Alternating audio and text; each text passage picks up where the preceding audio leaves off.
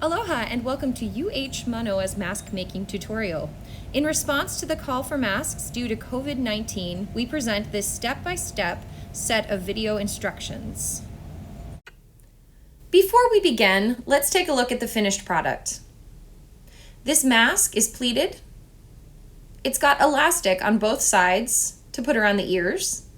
It has an interior lining with a pocket that one could slip a filter into. And it has a soft, pliable metal nose piece for a tight fit. The supplies and tools used to make this mask are as follows: scissors, a writing utensil of some sort, I used a pencil, and pliers. If you don't have pliers, really all you need is something that you can wrap some wire around. You'll also need pins, 2 cuts of 7 inches of 1/4 inch wide elastic, and a piece of soft, malleable metal that is not likely to rust after multiple washings. This is gardener's wire, and we found it at a local hardware store. You'll also need 2 different colors or patterns of 100% cotton. One outside mask piece made of an 8x8 square, and one color cut into 2 different shapes for an interior mask lining, a bottom mask lining and a top mask lining. The first thing we're going to sew is our interior pocket. The pattern indicates notches that you are supposed to sew to make the pocket. With right sides together, take the pocket bottom and the pocket top and mark with your marking device where those notches are on the pattern. Then go ahead and pin along that edge outward. It's important that you do not sew the inside of this line, as that in effect makes the pocket.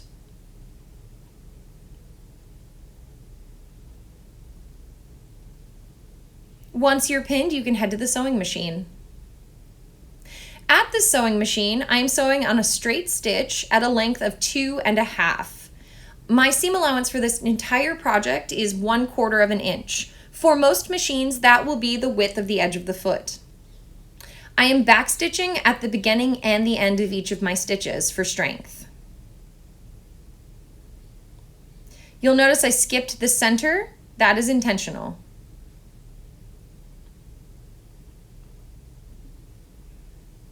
Once you've sewn these 2 edges, you have in essence made your pocket. Now go ahead and press open that seam allowance that you've made all the way through. There's your pocket. Now what we're going to do is essentially finish off the edges of that pocket from the interior. In order to do this, I'm utilizing a zigzag stitch on our machine. I want a wide stitch. On this machine, it's a setting of 5, and I want it to be fairly close together. On this machine, I'm setting it at about 1.5. You're going to go ahead and backstitch at the beginning and the end of this stitch, and it's going to run the full length of your seam allowance. Backstitching at the end. You're going to do this along both lengths of your raw edges in order to finish off and create a nice clean line for your interior pocket.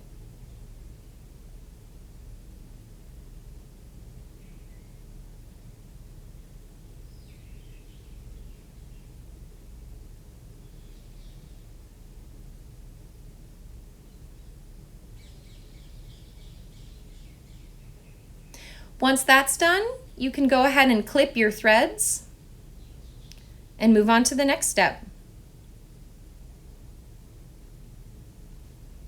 Now we're going to take our exterior mask piece and we are going to set our elastics in. We are going to set our elastic edge flush with, as you can see, our left-hand side, and about 1/2 inch, 3/8 inch to 1/2 inch down from that north-south edge. So again, flush with our left-right, and about 3/8 to 1/2 inch in from our top down. And I'm going to pin that there, and you'll see I'm doing it to the other side as well.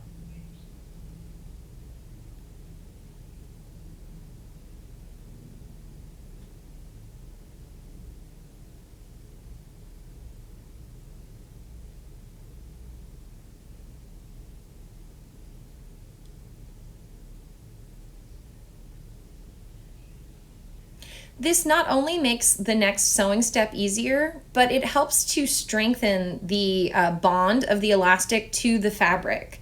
We're going to essentially stitch this down now at our machine. I've set my machine back to a straight stitch at a length of 2.5. And as you can see, I'm just going back and forth a couple of times to help kind of enforce and tack down this elastic. It'll make our next step easier, but it will also help ensure that after multiple washings, this elastic doesn't want to come away from the fabric. So it'll help increase the longevity of the mask itself. And as you can see, I'm sort of machine tacking down all 4 sides of this elastic.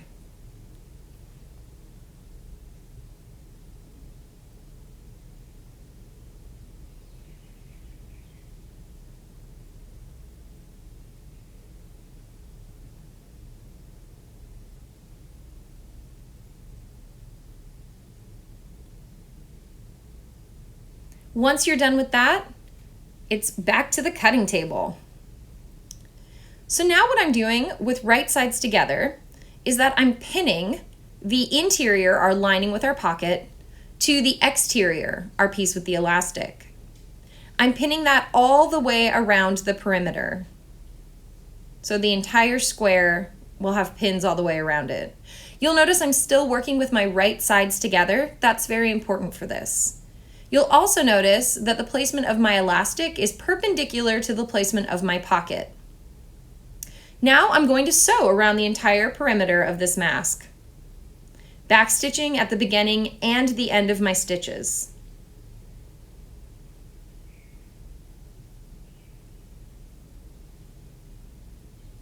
When I hit my corner, I'm going to sink my needle into the fabric. Then I'm going to lift the machine's foot and I'm going to pivot it 90 degrees. Then I can be on my way to sewing down the next edge. And I'm going to do that all the way around the perimeter of this project, pulling my pins as I go.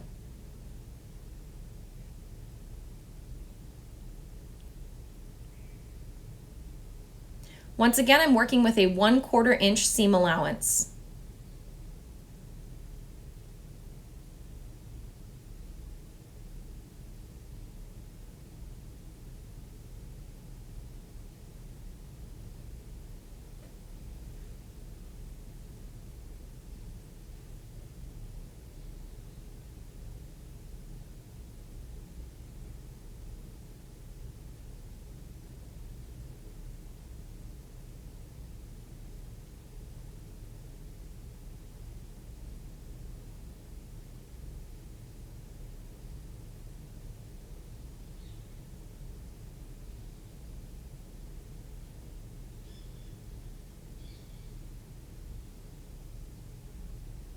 Once you finally make your way back to where you started, don't forget to backstitch one more time in order to keep the strength of the material. Next up, you can go ahead and clip your threads, and you are ready to turn your project right side out. You're going to do this through the pocket, which is why we were able to sew all the way around the perimeter of this. Your elastic also helps you out here. If you pull on that elastic, it'll help give you a nice sharp corner.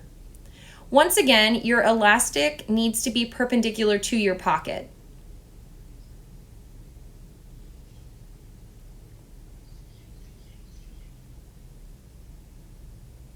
So once you've turned it right side out, you can go ahead and take this to your iron and you can press it really beautifully so all of the edges are nice and sharp. If you do not have access to an iron, that's okay. Just make sure that you've pulled out all of that material so there's nothing hiding in the seam allowance. So you have a nice, lovely square that looks a little something like that.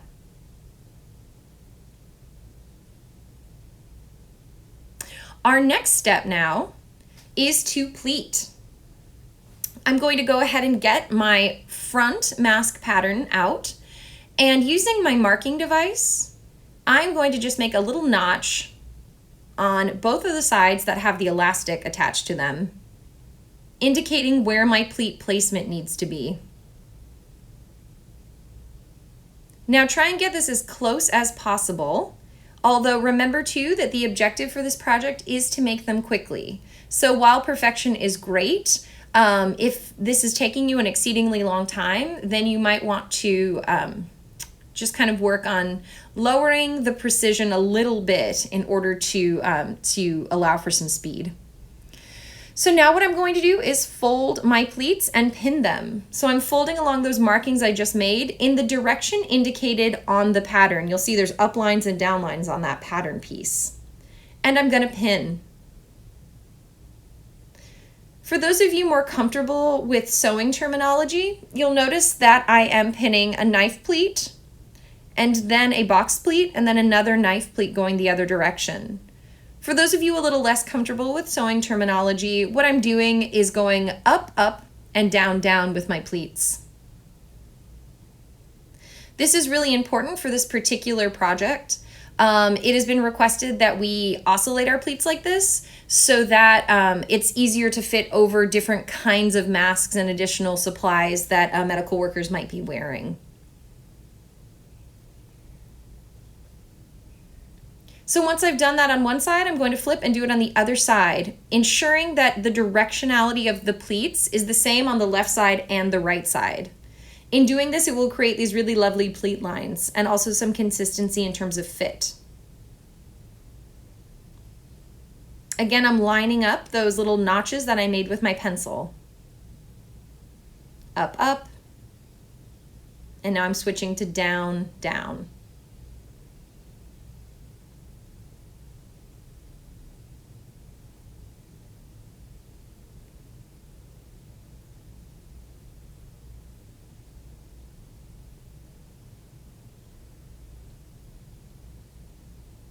Once I've got my pleats lined up to my liking, I'm going to go back to my sewing machine.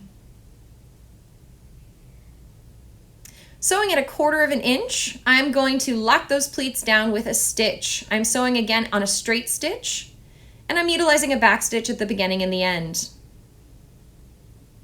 In order to make this really nice and strong, I'm going to put a second layer of stitches closer to 1/8 inch seam allowance. So out towards the edge by about 1/8 inch.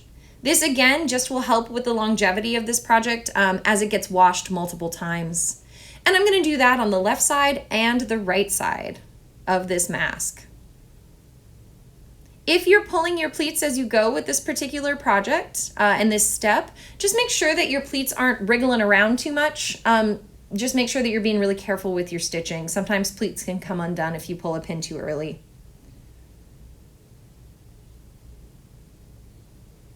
You'll notice this step is also helping to lock down that elastic even more so that it holds up after multiple washings.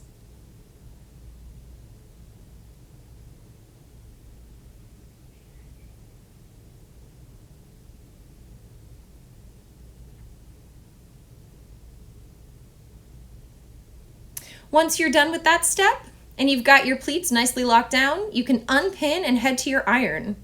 If you do not have an iron, this is not a critical step. If you do have one, it looks really nice.